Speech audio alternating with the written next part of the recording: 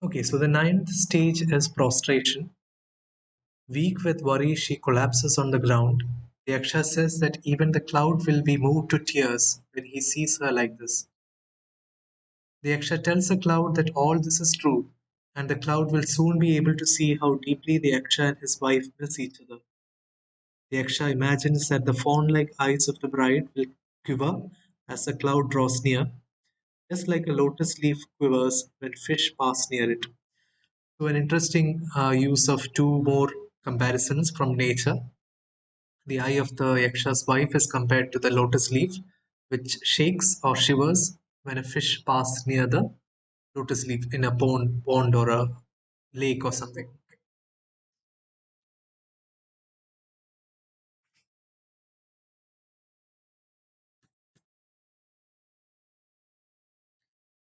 Okay, moving on to the next stanza. The bride's trembling limbs are a sign that they will soon be reunited. In case the bride is asleep, the Yaksha asks the cloud to wait for her to awake so that her dream of him is not interrupted. The cloud should be quiet and should not produce thunder. Then the cloud should wake her and speak to her boldly, although she may answer him hotly. Okay, so the Yaksha is telling the cloud how to behave once he gets there. So, first of all, he should not wake the Yaksha's wife if she is sleeping. Let her sleep, let her enjoy her dreams, probably of the Yaksha. And when he finally talks to her, she might reply very angrily or with frustration. But that is to be understood because, after all, the cloud is a stranger and she is living alone. So that is something that the cloud should prepare for. So the Yaksha says, even if the Yaksha's wife talks to him angrily, he should still be patient with her. The cloud is first supposed to announce himself as her husband's friend who has come to tell her that she is not a widow. Upon hearing this, the bride will welcome him with a yearning heart and will eagerly await his message. Then the cloud will deliver the following message: your lover is alive and asks from the holy peak if she is doing well in these days of absence. So this is how the cloud is supposed to introduce himself as his her husband's friend. And after the introduction, the attitude of the wife will definitely change. She will be eager to know if her husband has sent any message to her, and the cloud will tell her that her husband is alive and well and definitely missing her. And from then onwards, her attitude will be one of eagerness, yearning. She will be waiting for more news about her husband. The cloud tells her that her husband is also pining and suffering just like her, with a worn body and mind. He too is imagining the day that he will be reunited with her.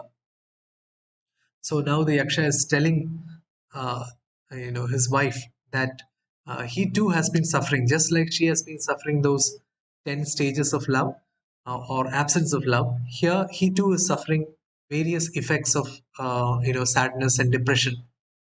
So when he was with her, the Yaksha used to always whisper in her ear, just so that he could touch her face and kiss her ear.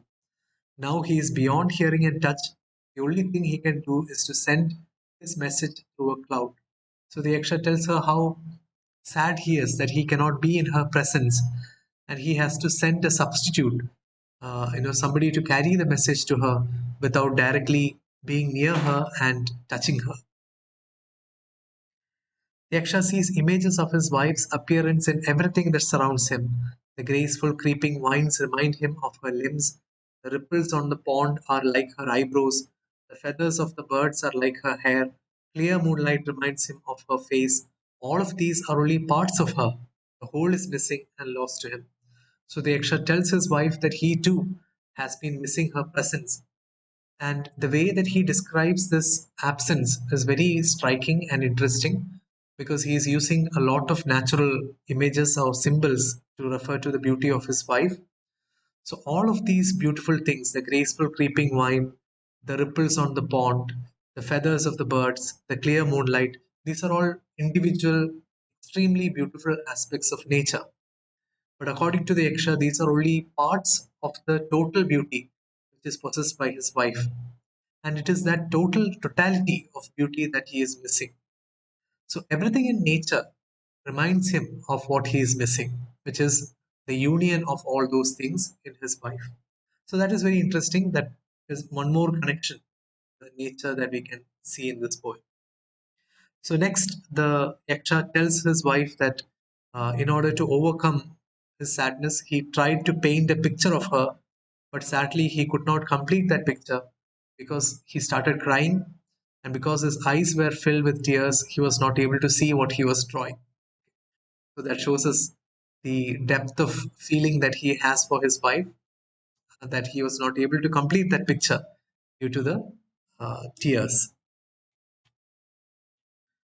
Okay, so when he tried to sleep at night, he constantly dreamt that he is embracing his wife, but in reality he was only embracing himself. He was sleeping alone, uh, you know just holding himself in his hands. And when the spirits near the place that he was imprisoned, when they saw him sleeping like this, they were so sad to see this that they cried. And these spirits are natural spirits, spirits of the wood and stream. So it shows how nature has sympathy for the sadness of a human being. The Yaksha is not a human being, but he is still like a human being. To feel her presence, he even tries to touch the breezes that blow from the north, from the direction of the Himalayas, so that he might touch something that had earlier touched his wife. So, see how desperate he is. In order to feel the presence of his wife, he tries to touch the breezes that come from the north, from the Himalayas, because he believes that these breezes might have come, after touching his wife, and so that is some sort of a physical connection between them. So nature can be, something that connects them, even though he is so far removed from her. He then wishes that the long hours of the day and night could be shortened because he is suffering from agony all the time that he is separated from her. The Yaksha asks his wife not to worry too much. No misfortune lasts forever. The wheel of fate and fortune keeps turning. He asks her to be strong like him, strong with an inner strength. So, this is one of the key reasons behind this message. He wants to reassure his wife that this bad time is going to end, that this misfortune will soon be over, that they will be reunited. So he wants his wife to be strong to overcome this crisis that they are facing. So he tells her, "Don't worry too much. Um, you know, the wheel of fortune is constantly turning. If you are suffering from bad luck today, it doesn't mean that you're going to be suffering from bad luck all your life. Bad luck will change, and a hopeful future is going to come." He asks his bride to wait for 4 more months till the end of the rainy season. So that is the end of the period of punishment. After the rains are over, the Yaksha can go back to his home. By then, the term of the curse will elapse and he will be reunited. And finally, to make sure that she believes the cloud, the Yaksha gives the cloud some secret information. So when the cloud tells this information to his wife, the wife will definitely know that the cloud has come from her husband. So this is like a password, right? So the information that he is giving the cloud is about a dream that his wife once had.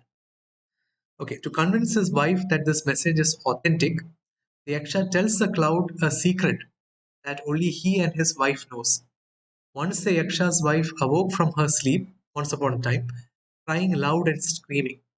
When the Yaksha asked her why she cried, she said she was jealous when she saw her husband with another woman in her dream. This incident is something that is known to nobody except the Yaksha and his wife. So, this dream that the Yaksha's wife once saw, that is the password that the Yaksha is now telling the cloud. And now we come to the last part of the poem. The Yaksha hopes that this message and the memory he shared will prove to his wife that he is cheerful and that his affection towards her is not diminished by separation, but rather increased by it. The Yaksha asks the cloud to console her and then to fly back to him with a message. So the task of the cloud is not over. He has to come back to the Yaksha with the reply given by the wife so that his life can be made strong again. Right now, it is broken like a jasmine vine. So once again, he uses an image from nature. A jasmine plant is, it is a climber. It is a plant which has, it doesn't have an ability to stand up by itself. It needs support. So the Yaksha compares his life to the stem of a jasmine plant, which needs support to stand up. So this reply, which is given by his wife, is like the supporting structure. He needs that so that his life can become strong again. And finally, the Yaksha says that he hopes that the cloud will not refuse any of his requests. So the Yaksha has told a lot of things to the cloud. All of these are very difficult tasks, but he knows that the cloud is a very generous soul who gives water to any thirsty being, even mute birds, even birds who cannot speak. Even if they ask for water, the cloud will give it to them. So that is why the Yaksha feels very confident that the cloud will help him as well. So with this, the Yaksha asks the cloud to go and fulfill his request, praying for his success. Afterwards, he hopes that the cloud will forever be free and united with his bride, the lightning.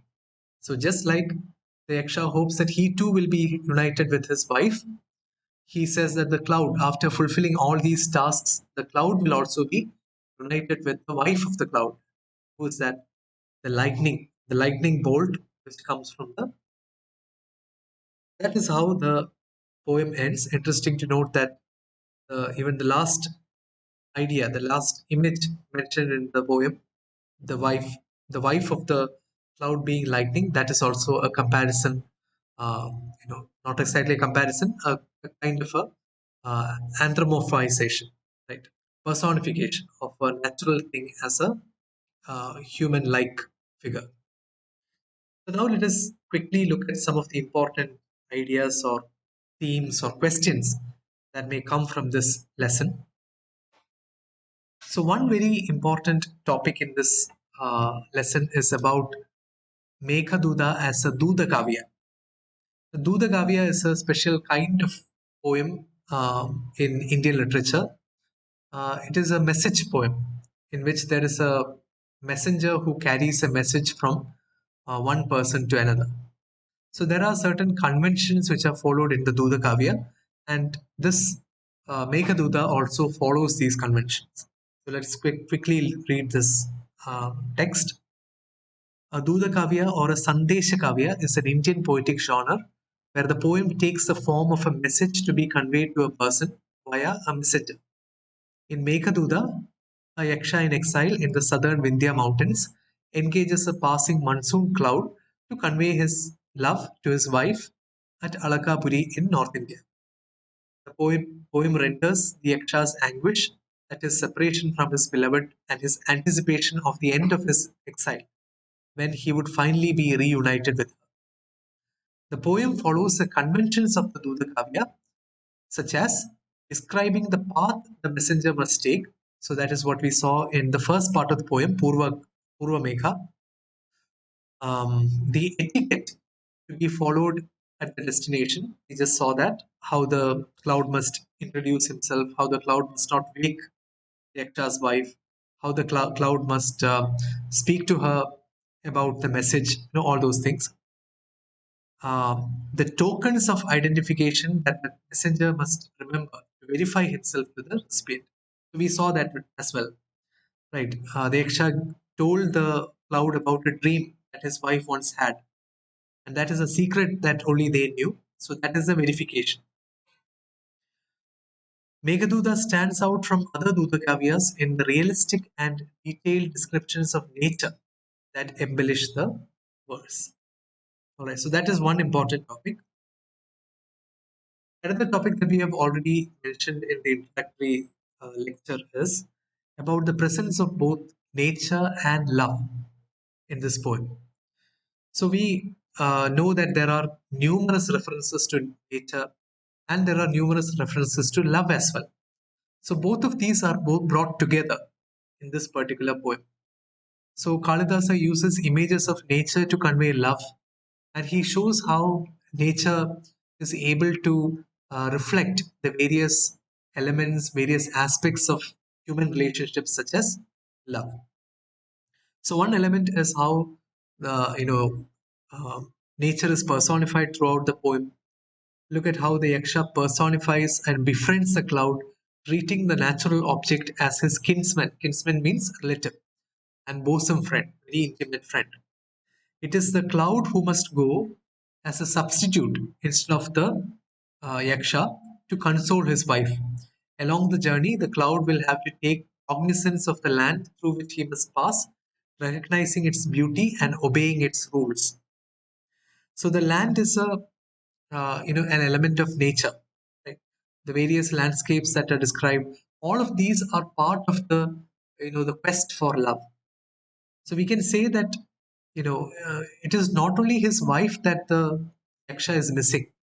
The yaksha also misses the landscape that he describes to the cloud. As a prisoner, he is unable to enjoy all these things, right? So the nostalgia of this poem is not only for his wife, it is also for the beauty of nature. So nature takes center stage in the poem, where the Yaksha's pining for his lost love becomes almost identical to his nostalgic longing for the beauty of the land that lies between them. That's the point that we just mentioned. Now, other important ideas in this poem are their description of the mountains. I already mentioned that Kalidasa is a poet who is very interested in describing mountains, the Himalayas especially. So in this poem also we have numerous mountains. The first mountain is the Vindhya peak, called Rama's peak, I think, the holy mountain where the Yaksha is a prisoner. So that mountain is described in detail. Another mountain which is described is Mango Peak in Purvamegha.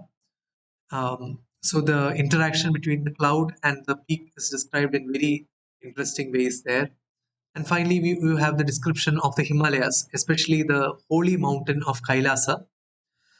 We have numerous stanzas dedicated to that description. That is a very important part of the poem, description of the mountains. So another description which is very important is the description of the mythical city of Alaka. So we saw this in the first part of this, part, Uttaramegha, where Kalidasa describes many magical aspects of Alakapuri, such as the presence of the Kalpavriksha, how the natural beauty of the city is like the cloud itself, rainbows and all those things.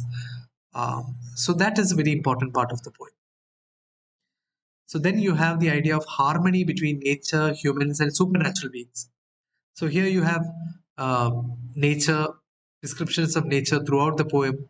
You have descriptions of human beings in each of the places visited by the cloud. Then you have supernatural beings like yakshas and also the cloud. The cloud is also, you know, considered to be a supernatural being. Although it is natural, we consider the cloud to be a messenger, right? Somebody who can speak. So that gives it certain extraordinary powers, magical abilities. So we can call the cloud like a supernatural being. So the harmony between all these elements is a very important theme. And finally, you have Mekaduda's anthropocentric point of view. Uh, Although Mekaduda is not completely anthropocentric, it does not put man at the center of everything. Right? It is a balanced view of nature. It treats human beings and nature with a very equal view, right? Very justly, without any bias. So not only is nature important, nature is sympathetic to human beings, and both of them reflect each other, right? So we cannot call it an anthropocentric point of view. It is more of a balanced point of view. Okay, so that is something that you have to substantiate, justify by reading the poem. All right. Okay, so that is the end of this particular poem. So do go through the poem in detail. Go through the notes, and I hope this will be enough. Right, you'll be able to cover almost all the important aspects of the poem by going through these resources. Okay, so we'll stop there for today.